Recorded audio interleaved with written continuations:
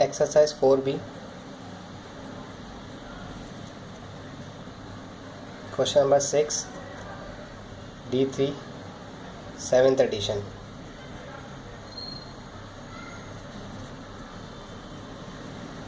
Part A, 81 to the whole power 1/2. आपको इसकी power reduce करनी है या यूँ कहिए इसकी पावर ख़त्म करनी है, इसे सिंप्लीफाई करना है। तो इसे सिंप्लीफाई कैसे किया जा सकता है? 81 का अगर मैं प्राइम फैक्टर निकालता हूँ तो 81 के प्राइम फैक्टर्स आते हैं ये 3 के टेबल में 3 27 से 81 होता है, 3 9 से 27 होता है और 3 3 से 9 होता है। यानी कि 81 के अंदर 3 जो हैं 1 2 3 4 टाइम्स इसके 3 हैं, यानी कि 81 को 3 टाइम्स 4 भी लिखा जा सकता है। मीन्स कि मैं 81 तो नहीं लिख रहा हूँ, लेकिन 81 की जगह कोई और पावर लिख रहा हूँ, कोई और वैल्यू लिख रहा हूँ 3 की पावर 4, लेकिन उसका आंसर 81 ही बन रहा है और होल पावर 1/2 मौजूद है। मोस्टली स्टूडेंट्स को कन्फ्यूजन होती है कि इस 4 को इस 2 से क्यों काटा जाता है। तो इसको अब मैं सही तरीके से लिख के दिखा देता हूँ कि 3 की होल पावर 4 है और जो पावर 1/2 है ये 1/2 इस तरह से नीचे होती है। आप इस 2 को इस 2 से 4 से रिड्यूस कर सकते हैं, like 2 1s are 2 and 2 2s are 4, यानी कि यहाँ पे 3 की पावर सिर्फ आपके पास 4 बची। और अगर आप 3 की पावर 4 खोलेंगे तो 3 को 2 टाइम मल्टीप्लाई करेंगे, 3 × 3 आपका 9 आंसर आ जाएगा।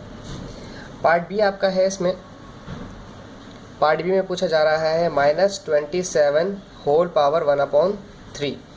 इसको भी बिल्कुल इसी तरह से किया जाएगा कि 27 का अगर हम एलसीएम निकालते हैं तो 27 का एलसीएम आता है 3 9s are 27, 3 3s are 9, यानी कि 27 के अंदर 1 2 3 टाइम्स 3 होते हैं। तो -3 टाइम्स 3 और मल्टीप्लाई बाय 1/3। सिमिलर इसमें भी -3, ये क्यूब अगर है तो ये 1/3 इस तरह से नीचे है, ये 3 इस 3 से कट जाएगा, ओनली आंसर जो लेफ्ट होगा वो -3 आएगा। इसका पार्ट सी है,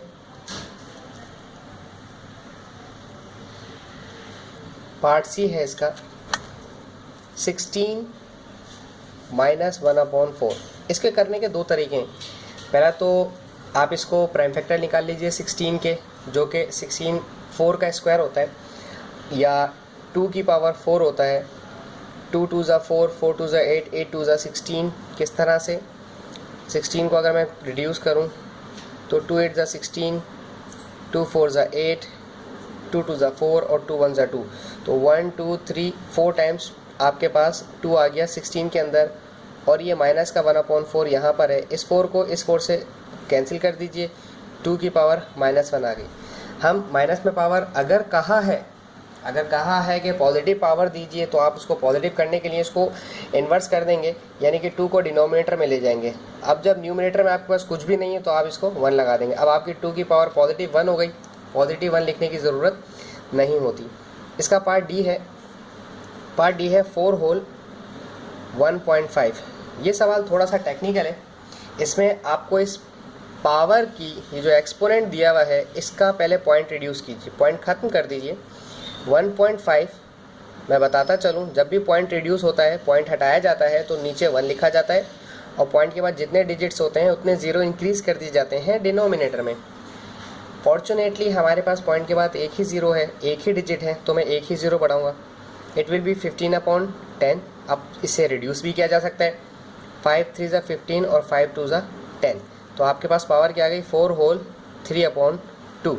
अगर मैं सिर्फ इस 4 की बात करूं, इस 4 को क्या मज़ीद और सॉल्व किया जा सकता है? बिल्कुल किया जा सकता है। 4 जो है वो 2 का स्क्वायर होता है और होल पावर है 3/2। ये 2 इस 2 से कैंसिल हो जाएगा, आपके पास 2 की पावर क्यूब बची। तो 2 की पावर क्यूब क्या होता है 2 × 2 × 2, ये हो जाएगा 2 2s are 4, 4 2s are 8। Part ई है इसका 8 to the power -5/3। ये भी बहुत आसान है।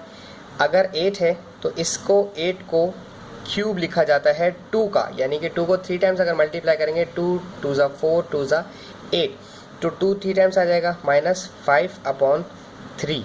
ये 3 दोबारा इस 3 से कट जाएगा, आपके पास 2 की पावर -5 बचा। फिर वही बात, मैं माइनस पावर तो खोल ही नहीं सकता, पावर सॉल्व कर ही नहीं सकता, तो मैं काम करता हूँ इस 2 को डिनोमिनेटर में भेज के 2 to the power 5 बना देते हैं। ये आ गया 1।